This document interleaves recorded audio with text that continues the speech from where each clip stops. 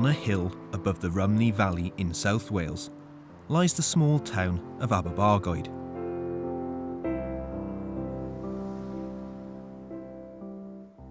Like hundreds of other villages up and down the valleys, it was built on coal.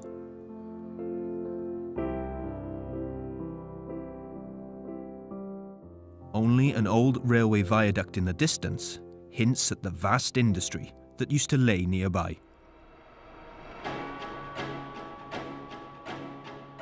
Located between Aberbargoed and its neighbour, Bargoed Colliery was formed by the Powell Dyffryn Steam Coal Company in 1897, and coal was being extracted here as soon as November 1903.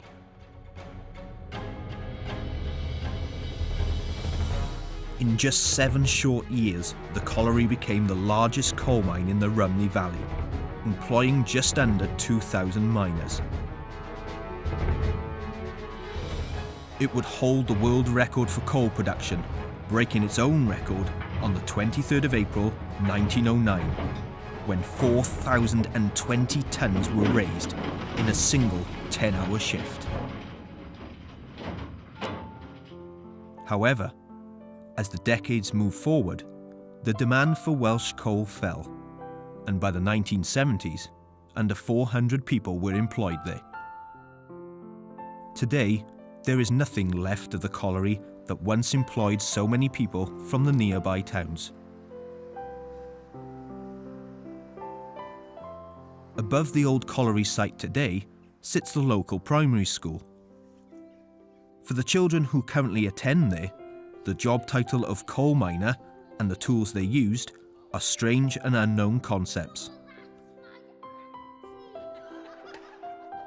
So what better way to explain it than from the mouths of the local miners themselves, who just happen to be their grandparents.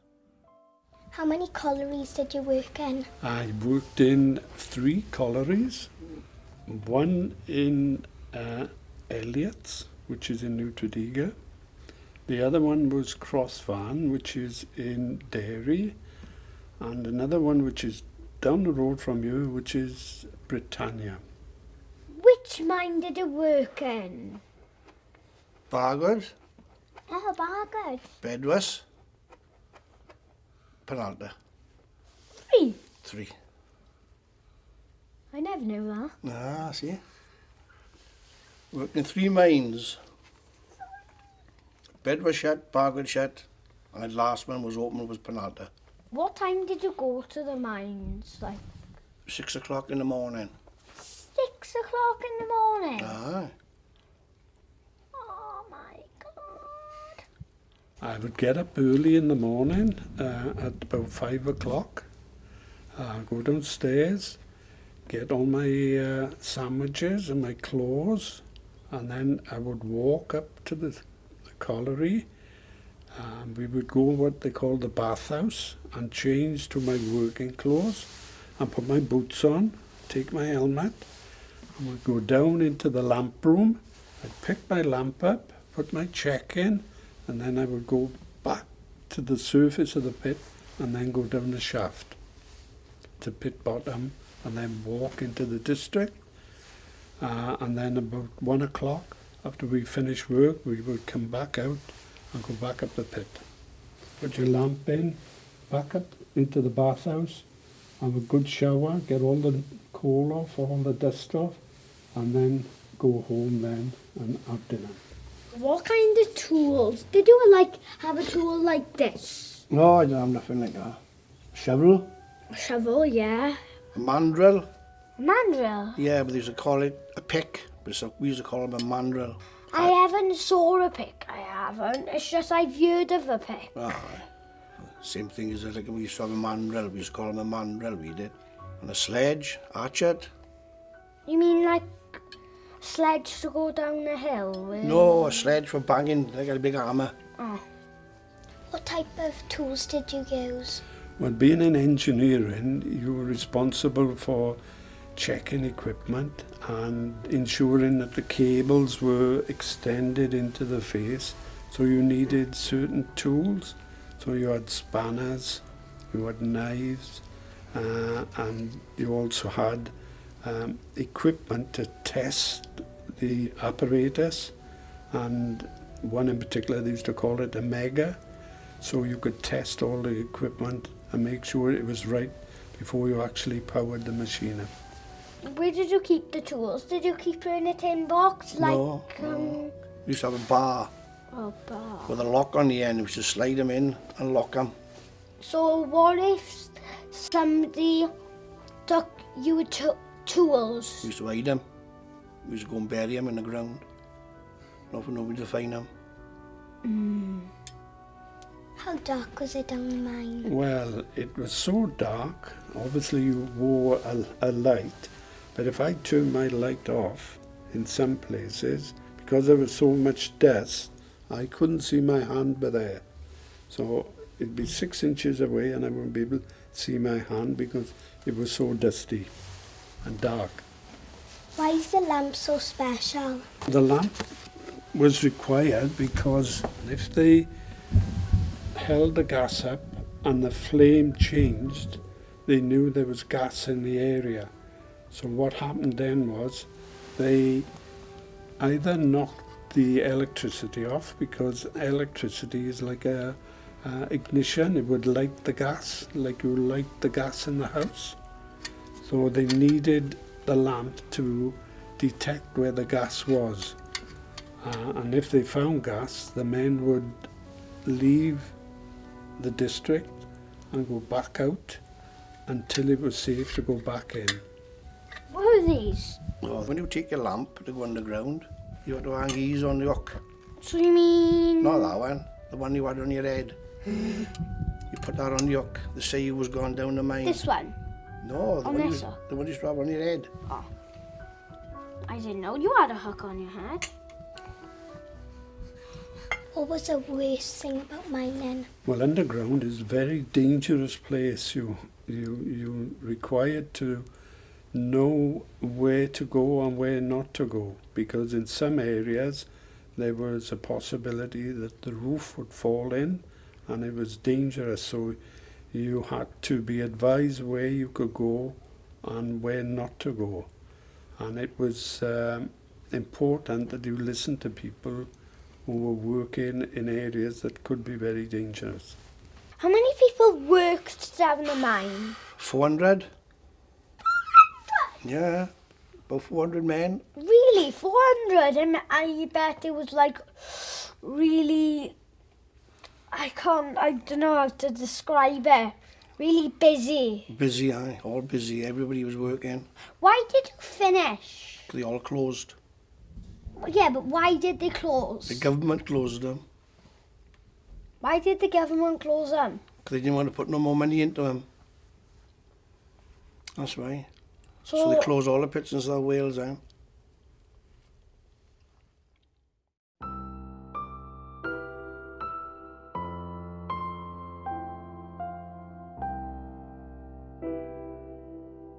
What was your friends like? Good. Very good to work with. Very good friends he was. All looked after each other.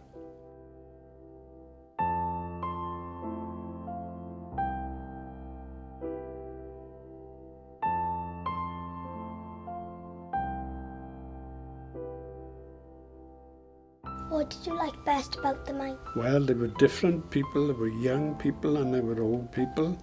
They were very easy to get on with. There was a lot of comradeship. That's when all the men get on with one another and all work for one another down underground. Well, Mrs. Phillips, it's lovely to have you here, and it's been great this morning to have the miners that we've had and the experience of mining. I just want to get... I'm very conscious that this morning we've had the two miners, Di and Howard, that have given a very male version of what happened. I'm just thinking about, and we've got some wonderful things here that you brought with you. What was it like for women in the associated with miners? Well, at first I was very young when my dad's family were all miners, my grandfather's family and all my mum's brothers, they were all miners. So I grew up with the mining with a mining background, and it's just memories for me of, you know, my uncles coming home from work with dark eyes, like almost as if they had makeup on, and, you know, the black scars, and that's what I remember. And what was the impact on family life for that? Was it centred around the man and his work? It was. You know, the men would go off early in the morning, or they'd be afternoons, depending on what shift they were, off with their boxes under their arm and their drinking canisters. But my memories as well was the sort of miners' fortnight that they called, you know, the miners' holiday, because the pits closed for 2 weeks. And where did people go then? Last week in July and first week in August, and everybody seemed to go to Porthcawl. Caravans, yes. And it was a bit of a joke, because we used to call it Higher Butt Bay, because when miners met each other, they go, "Oh, hi Butt," you know. And, Higher Butts Bay. Yeah, and they used to call it Higher Butt Bay. Brilliant. Tell me about these artefacts that you've brought. So you've got, because what's this one? When the mines closed, the last mine in Britannia closed, my father's friend started, because he was elderly and then retired, he started making memorabilia. So he made the tram with coal wonderful. and tools on the bar. Brilliant. How do you think youngsters view their mining heritage, or their what's their view of it? Do you think they're conscious of it, or don't even know about it, or where do you think they're? Some of the projects that we do in school, we ensure that they know of the heritage. We've got mining museums and around the heritage park. So when, you know, the projects are being undertaken, we take the children so that they can experience firsthand, especially places like Big Pit, where, you know, the children go underground, turn off all their, you know, their lamps, get the feeling and get of it. the feeling of, you know, pitch blackness and. Yeah, and how do you feel they do view it? Do they view it as, because the community that they live in now is a non-mining community, and it's changed. So, where do you think that I think some of the families that are in the village still have that close-knit community feeling, but I think, you know, people that have moved in from other areas, they haven't got that. That strong feeling of sense of community as the people have that have been born and bred here. Yeah. And you said it's changed, the patchwork has changed, some people have moved out. Okay. What's your, just finally really, what's your overriding memory of the mines, and what would you, if you were telling someone who'd never had any part in a mining community, what would you say was your overriding memory of the whole, being part of that and growing up as part of that?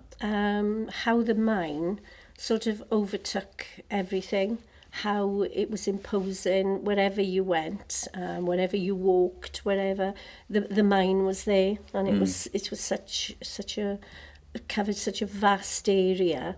My memories are walking from here to Bargoed, where you had to walk past the Pithead Baths, past, you know, you'd see all the big wheels, you'd get that sense of industry, that sense of, you know, that there was a valuable commodity that was being, you know, dug from underground that everyone used. And just finally on that, what in terms of what it meant to the community, what would you say, and brought to the community? What would be your final, if you were telling someone what it meant? The magazine that I showed you, Courage and Comradeship. Courage and Comradeship sums it up. Sums it up.